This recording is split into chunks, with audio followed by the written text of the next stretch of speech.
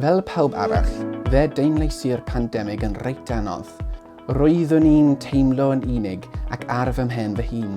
Pan benderfynais i symud i Abertawe i fyw gyda fy mhartner oedd yn siarad Cymraeg a'r teulu, roeddwn i'n benderfynol o ddysgu Cymraeg.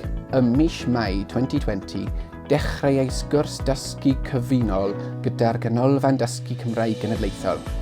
Ar ôl i'r cwrs orffen, ymunais â chwrs Cymraeg dwys gyda dysgu Cymraeg Morgannwg. Fe wnaeth dysgu Cymraeg rhoi hwb i iechyd meddwl. Roeddod ymdeimlad o bwrpas a threfn i mi mewn cyfnw ansicrwydd. Roedd yn dipyn o ymweriad ac roeddwn i'n nerfus i dechrau, ond rydw i wedi mwynhau pob eiliad.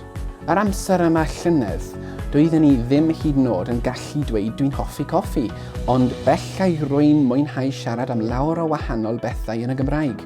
Mae dysgu Cymraeg wedi bod yn brofiad gwerth chweil. Mae wedi dod â mi yn nes at fy mhartner ac wedi gwneud i mi deimlo'n fwy o ran o ddiwyliant Cymru. Gobeithio y gallaf ysbrydoli eraill i ddysgu Cymraeg a dechrau ar eu taith eu hunan. Gall dysgu fegu'ch hyder, gwella'ch iechyd a helpu i newid eich stori.